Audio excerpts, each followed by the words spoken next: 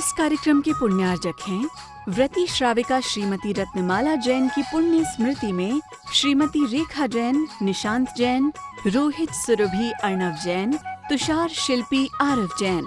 नमो विषायाणं नमो लोये सौवसागुणम् एसो पंचनमो यारो सौवे पावपेणाशनो मंगलाणं च सब्बेसिं परमं हवै मंगलम परमं हवै मंगलम। बोल महावीर भगवान की। आप परम पूज्य शादी सागर जी महाराज की। हाथ को ऊंचा कर परम पूज्य श्री महादेव कीर्ति महाराज की। आचार्य श्री सुनील सागर जी महाराज की। पवित्रता, जीवन की पवित्रता को पाने के लिए हम यहाँ पर बैठे हुए हैं। तो जहां आप अपने शरीर को पवित्र करते हैं, जहां अपने शरीर को आप साफ और निर्मल करते हैं, जिस बाथरूम के अंदर वहां की फर्श पहले साफ सुथरी होनी चाहिए। अगर वहां की फर्श साफ सुथरी नहीं होगी तो वहां आप नहाएंगे, कपड़े धोएंगे तो कपड़े धोने के बाद में भी कपड़े गंदे ही रह जाएंगे। धोने के बाद कपड़े और ज्यादा गंदे हो जाएंगे, क्योंकि जहां आपने साबुन तो लगाई थी, आपने ब्रश भी लगाया था, आपने पानी में भी निचोड़ा था, लेकिन बावजूद भी वो जमीन की गंदगी उस कपड़े के भीतर चली जाएगी।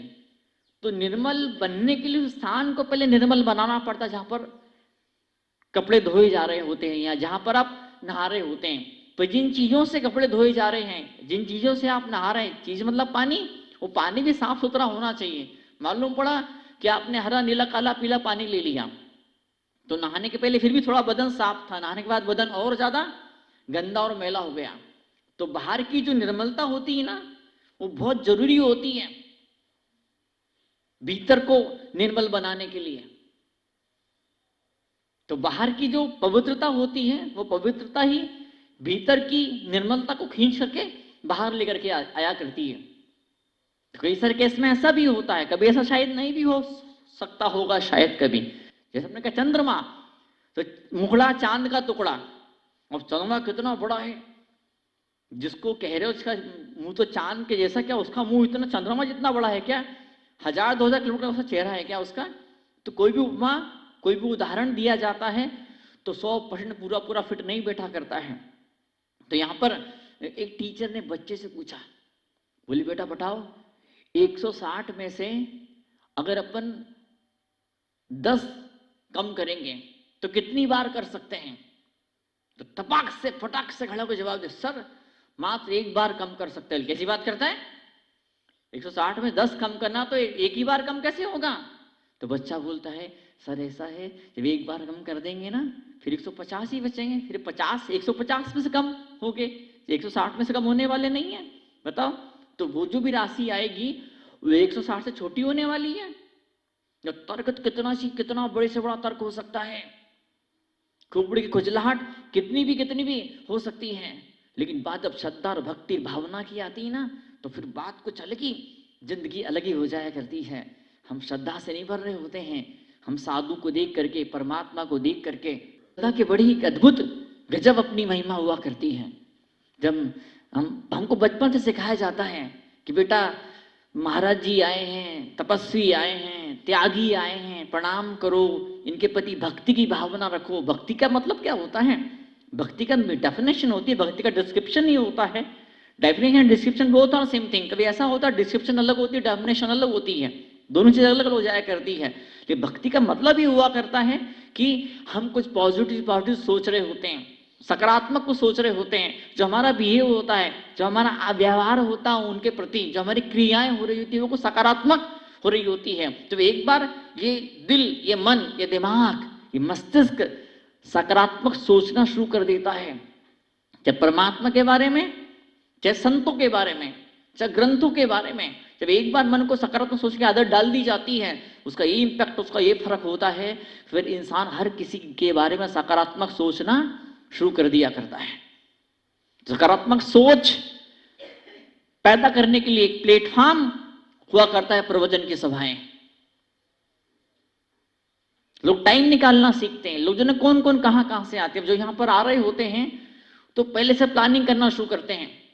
तो प्रवचन में आप आए बैठे, इसका मतलब ये नहीं कि आपने सिर्फ प्रवचन सुना है, आपने प्लानिंग करना सीखा है। आपने प्लानिंग आपने करी है, प्लानिंग पावर आपके पास पैदा हो रही है।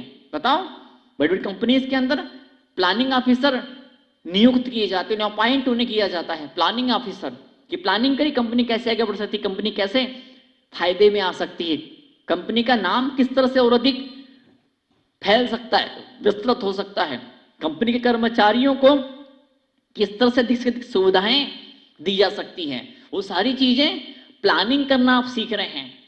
सेकंड थिंग, जब आप प्रवचन में आने के लिए सोचते हैं तो सबसे अपने पहले प्लानिंग आपने करी, दूसरा चीज फिर क्या वो एग्जीक्यूशन, उस प्लानिंग को आपने अमली जामा पहनाया, क्या बोलते हैं उसको, जो कुछ दिमाग में था, जो कुछ आपके दिल में था, उस चीज को आपने अपनी क्रिया में लेकर के आए, उसको अपने व्यवहार में आप लेकर के आए, आपने उस पर आचरण करना शुरू किया। तो एक तरफ आपकी प्लानिंग पावर बढ़ रही है, सेकंड थिंग आपकी एग्जीक्यूशन पावर आपकी बढ़ते चले जा रही है। आप लोग यहाँ पे आकर के बैठे हुए हैं, क्या एग्जीक्यूशन पावर आपकी बढ़ रही है। थर्ड थिंग क्या हो रही है, टाइम मैनेजमेंट स्किल्स।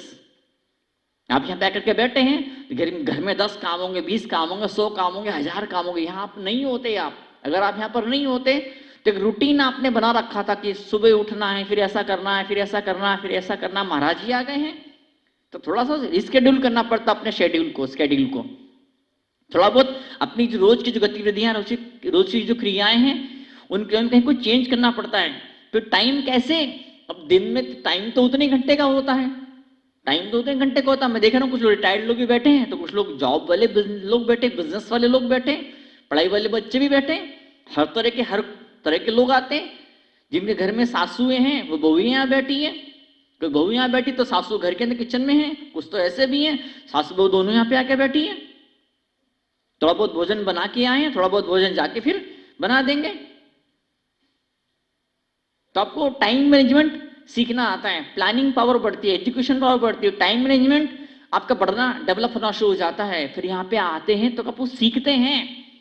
जिंदगी भर जो इंसान सीखता रहता, भले 70 साल का 80 साल का, जिंदगी भर वो उसका बचपन के अंदर वो झूम रहा होता, बचपन उसका कंटिन्यू हो रहा होता है।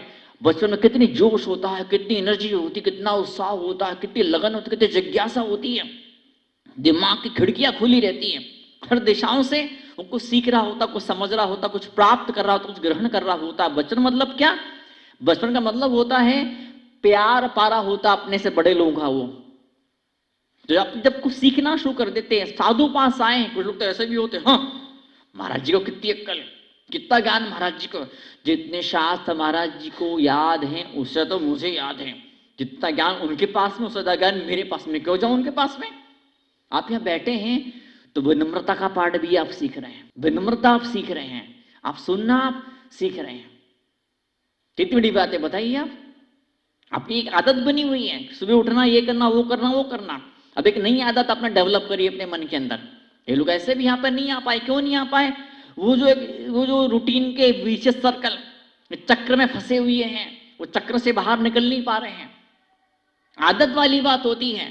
तो प्रवचन सभाओं में आना बैठने का मतलब होता है कि आपने एक आदत को ब्रेक कर रहे हैं। आपने एक आदत ब्रेक करी, एक आदत को तोड़ा, भले कुछ दिनों के लिए, 2-4-6 दिन के लिए, जब तक महाराज जी तब तक के लिए आपके मंदिर, कॉलोनी, शहर, मोहल्ले के अंदर आपने एक आदत को तोड़ा है, एक नई आदत आप डेवलप कर रहे हैं। वो ये जो गुण अगर आपके भीतर पैदा हो गया कि एक आदत को तोड़ना, इसे स्किप करना, उसे किस दिनों के लिए उसे स्थगित करना और फिर एक नई आदत डेवलप करना, ये आदत अगर आपने सीख ली तो आपके हेल्थ के लिए, आपके स्वास्थ्य के लिए, आपके रिश्तों के लिए, आपके बिजनेस के लिए, आपके जीवन का हर एक क्षेत्र के लिए ये चीज आपको भविष्य सौगात और उपलब्धि आपको देने वाली है। कई लोग सुबह जल्दी उठ नहीं पाते, क्यों नहीं उठ पाते, वो लेट सोने की आदत है। तो एक बार आपने एक आदत को तोड़ना सीख लिया, एक बार में टाइम निकालना सीख लिया किसी एक नई चीज को सीखने के लिए, तो आप एक बार नई चीज सीखने के लिए यहाँ पर आए हैं, तो आप जीवन में और 100 नई चीजें सीखेंगे। धर्म का मतलब, अध्यात्म का मतलब, मुनियों का मतलब, साधुओं का मतलब, प्रवचन का मतलब क्या मतलब इसका, हम एक नई आदत सीखने की आदत डाल रहे हैं। अब वो जो एक दिमाग के अंदर था कि अब मैं नहीं सीख सकता, अब मैं बूढ़ा हो गया हूं मैं, ये अब मैं जरूरत क्या कुछ नया भले बूढ़ा नहीं भी हुआ हूं तो मुझे जरूरत क्या नया सीखने की, दुकान पे जा ही रहा हूं मैं, बिजनेस कर ही रहा हूं मैं, नौकरी कर ही रहा हूं मैं, महिलाएं हैं तो किचन में रोटी पानी बना ही रही हैं, अब क्या करना नया सीख करके, पति खुश है इसमें, सासू खुश है इसमें, बच्चे खुश है इन्हीं चीजों के अंदर, मैं भी खुश हूं इसके अंदर। अब कुछ नए सीखने के दरवाजे बंद कर दिए आपने, और जब नए सीखने के दरवाजे बंद कर देते हैं फिर क्या होता है, भीतर घुटन पैदा होने लग जाती है, भीतर घुटन पैदा होने लग जाती है। पानी, नया पानी नहीं आएगा कुएं के अंदर तो क्या होगा, टंकी में नया पानी नहीं आएगा, पुराना पानी नहीं निकलेगा तो पानी पड़ा पड़ा सड़ जाएगा। तो नया पानी आता रहे, पुराना पानी निकलता रहे, कुछ कुछ नए नए विचार, नई नई रोशनी आते रहे, नई नई हवा आती रहे, फ्रेशनेस उसे बढ़ती रहेगी, प्राण उसके अंदर, चैतन्यता, जागरूकता उसके अंदर होगी। कल दीपक जी बता रहे थे मुझे, बोले कुछ दादाजी को कुछ वीडियोस वगैरह आए थे इनके पास में, तो दादाजी लोगों ने क्या किया, ढोल बजा रहे थे और नाच रहे थे, कूद रहे थे, उछल रहे थे, और चन्ना मामा दूर के मछली जल की रानी है। बचपन में जिन कविताओं को दोहराया था, बचपन में जिस तरह से उछलते थे, कूदते थे, जो गाते थे, जो बोलते थे, वही सब चीज फिर से वो बचपन को दोहराना शुरू कर दिया उन लोगों ने। तो वो अपने बचपन को दोहरा रहे हैं, और जब बचपन को जब दोहराना आप शुरू कर देते हैं, जब चार दोस्त मिलते हैं, जब 60 साल के, 17 साल के, 50 साल के को 2-4-6 लोग मिलते हैं, तो बचपन की बात को याद, वो नदी किनारे जाते थे, अपन ये वाली इस तरह की चीजें खाते थे, ऐसे फल खाते थे, ऐसी मस्तियां करते थे, ऐसे डांट पड़ती थी, नदी में नहाने जाते थे, और टीचर के पास में जाते थे, होमवर्क करते थे, नकल भी मारते थे, फिर ऐसा करते थे, वैसा करते थे। तो बचपन की बातों को भी याद करते हैं तो कितनी खुशी होती है बताओ। आपका एनर्जी लेवल आपका बढ़ जाता है, आपका इम्यूनिटी पावर आपका बढ़ जाता है, आपकी खुशियां बढ़ जाती हैं, आपका आनंद बढ़ जाता है, मात्र अपने बचपन को दोहराने से, मात्र अपने जीवन की घटनाओं का रिपीट करना, मेंटली इमोशनल लेवल पर। आप उतने छोटे नहीं हो सकते हैं, आप उस नदी में नहाने नहीं जा सकते 60 साल की उम्र में, आप पेड़ पर चढ़ के आम तोड़ के पेड़ से कूद नहीं सकते 60 साल की उम्र में। मानसिक रूप से, भावनात्मक रूप से, कल्पनाओं की दुनिया में, भावनाओं की दुनिया में आप रिपीट करना शुरू करते हैं अपने बचपन को, तो फिर ऐसा होता है ऑटोमेटिक आपका इम्यूनिटी पावर बढ़ना शुरू हो जाता है। वैज्ञानिकों ने प्रयोग किया कि बचपन में जो खिलौनों से खेला करते थे, बचपन में जो भोजन किया करते थे, बचपन में जो गाने सुना करते थे, जो पेपर पढ़ा करते थे, जिस तरह की बातें किया करते थे, वही माहौल फिर से बनाया गया। तो 60 साल के दादाजी लोग के चश्मे तो उतरने लगे, उनका डायबिटीज, कोलेस्ट्रॉल, बीपी, आर्थराइटिस, कई तरह की बीमारियां उनकी दूर होना शुरू हो गई। क्यों? जब बचपन को आप रिपीट करते, याद करते हैं, तो शरीर एकदम से बचपन वाला शरीर आपका हो जाता है। वैसे केमिकल से हार्मोन का सिक्रेशन होना शुरू हो जाता है, शरीर के अंदर रासायनिक परिवर्तन, केमिकल चेंजेस शरीर के अंदर शुरू हो जाते हैं, और उस जमाने में जो खुशी, उत्साह, एनर्जी, जोश, तरंग जो कुछ था वो सब अभी पैदा हो जाता है। आप अपनी लाइफ को रिपीट करते हैं, बीते पलों को रिपीट करते हैं, अपनी लाइफ को रिपीट करते हैं, तो उससे क्या होता है, आपका शरीर मजबूत होना शुरू हो जाता है, स्वस्थ होना शुरू हो जाता है। ऐसे ही हम जब धर्म स्वभाव में आते हैं, प्रवचन स्वभाव में आते हैं, तो हम क्या करते हैं, हम सिद्धों को रिपीट करते हैं, हम सिद्धों के जीवन को, तीर्थंकरों के जीवन को, अनंत के जीवन को, महापुरुषों के जीवन को हम रिपीट करना शुरू करते हैं, उन्हें हम जीना शुरू कर देते हैं। देखिए ना कि आपके चेहरे पर हवाई उड़ रही है, चेहरे पर मुस्कुराहट नहीं, क्यों मुस्कुराहट नहीं है? जो मुस्कुराहट है ना, उससे मिलिए, उससे दोस्ती करिए, उससे गुरु सीखिए, राज सीखिए, रहस्य मालूम कीजिए, फार्मूलों को सीखिए, किस तरह से मुस्कुराहट पैदा की जाती है। अब जो इंसान मुस्कुरा रहा है, जो खुश है, भले आधे घंटे के लिए खुश तो है ना, भले 2 मिनट के लिए खुश तो है ना, अब वो खुश, इसका मतलब ये नहीं कि लाइफ में कुछ प्रॉब्लम नहीं है, प्रॉब्लम है। In spite of this all things is smiling, कला उसके पास में, समस्या है, मुसीबत के बावजूद भी वो मुस्कुरा पा रहा है, तो व्हाई नॉट मी, फिर मैं क्यों नहीं? जब समस्याओं के साथ में वो जी सकता है, फिर भी मुस्कुरा सकता है, तो मैं क्यों नहीं ऐसा कर सकता हूं? मैं, मेरे लिए संभव, जो चीज किसी और के लिए संभव है, वो चीज मेरे लिए भी संभव है। जो मोक्ष, जो अनंत आनंद, जो अनंत सुख भगवान ने प्राप्त किया, वो मेरा बर्थ राइट, जन्म सिद्ध अधिकार है, जो उनने पाया है वो मुझे भी मिल सकता है। और जब ऐसी फीलिंग आपके भीतर पैदा होगी कि वो मोक्ष जो उनको मिला मुझे भी मिल सकता है, वो ज्ञान का खजाना, वो खुशी का खजाना जो उन्हें मिला था मुझे ही मिल सकता है, जब ऐसा एक बार विचार पैदा हो गया, क्या कि उनका वो ज्ञान, वो खुशी, वो आनंद इधर भी आ सकता है, इधर ही प्रकट हो सकता है, तो उसका ये फर्क पड़ेगा कि कोई पैसा वाला है तो उसकी समृद्धि मेरे परिवार में भी आ सकती है। दुकान चलाने के जो स्किल उसके पास, जो गट्स जो उसके पास में है, जो कला, जो कौशल, जो बुद्धि उसके पास में है, वो कला, वो कौशल, बुद्धि, वो स्किल मेरे अंदर भी डेवलप हो सकती है। मैं भी उस जैसा सक्सेसफुल, सफल बन सकता हूं। मैं अध्यात्म में सफल हुए, सफल अध्यात्म में नहीं होता है, सफल परिवार में नहीं होता है। सफलता मात्र बिजनेस की सफलता सफलता होती है। एक बार आप सफल होना सीखते हैं तो फिर जीवन का एक क्षेत्र के अंदर आपको सफल होना आप शुरू कर देते हैं। मनराज खड़े हैं हार के लिए और हाथ में फल दे रहे हैं। नहीं, आप फल नहीं दे रहे हैं, आप फल दे नहीं रहे हैं, आप फल प्राप्त कर रहे हैं। फल शब्द आपके दिमाग में आया है, ये फल ही फिर सफल जीवन को बना दिया करता है। एक बड़ा ही था, कारपेंटर था, अपने बच्चे को ट्रेनिंग दे रहा था कि कैसे लकड़ी, टेबल, कुर्सी, फर्नीचर बनाए जाते हैं। तो बेटा पूछता है, बोले पापा पापा कि ये कैसे मालूम पड़ेगा कि लकड़ी में कहाँ पर खिल्ली ठोकनी है, कहाँ पर पेच कसना है।